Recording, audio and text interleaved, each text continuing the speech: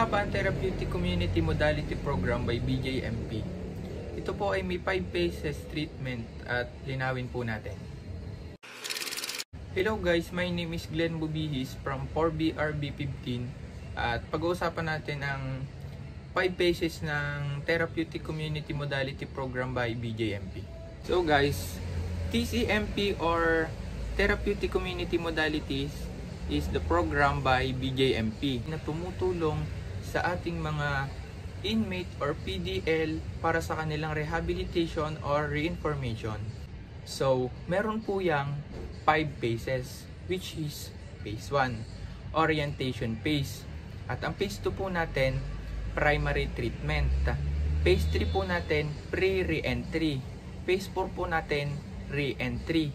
And phase 5 po natin, aftercare. So, magsimula po tayo dito sa ating phase 1, ang orientation phase.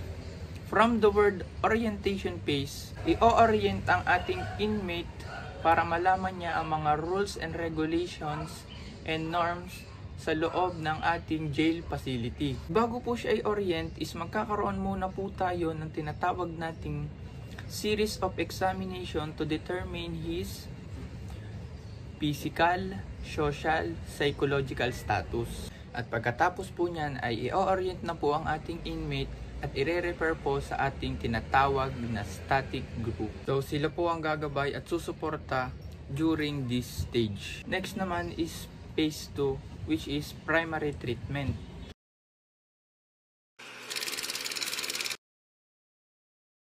So dito naman, ang ating inmate ay magiging part na ng ating therapeutic community, and also he will be a member or crew member ng ating tinatawag na housekeeping department. So dyan po siya magsisimula sa housekeeping department. Take note, housekeeping department. And yan po ang ating phase 2. At ang sumunod po natin ay ang phase 3, which is pre-re-entry.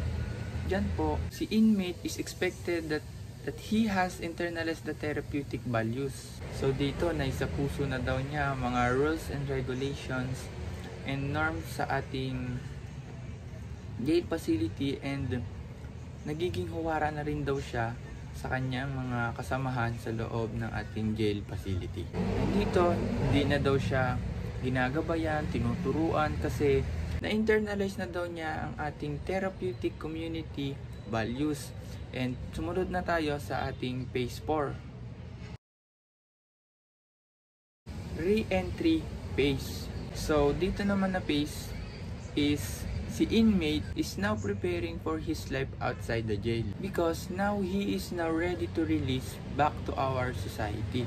So dito naghahanda na daw siya para sa kanyang buhay sa labas. At dito sa phase na ito, iniisip na rin niya kung ano ba yung magiging buhay niya sa labas, ano yung magiging trabaho niya. Sa madaling salita, naghahanda na siya para bumalik sa ating society. At ang ating panglima o ang ating panghuli ay ang ating aftercare. So on this stage, the inmate is no longer inside the jail facility. So nasa labas na siya ng kulungan, but he needs to report at least twice a week. So tandaan nyo po, kailangan niya mag-report ng 2 beses sa isang linggo. And once na nasa labas na po siya, kailangan niya po mag-report sa ating tinatawag na PPA or Parole and Probation Administration, and to our local government unit. So 2 po yan, ng ating PPA and ating LGU. So linawin po natin, TCMP is programa po ito ng ating BJMP. Tumutulong po ito para magbago ang ating inmate sa loob ng kulungan para maiwasan ang tinatawag na recidivism.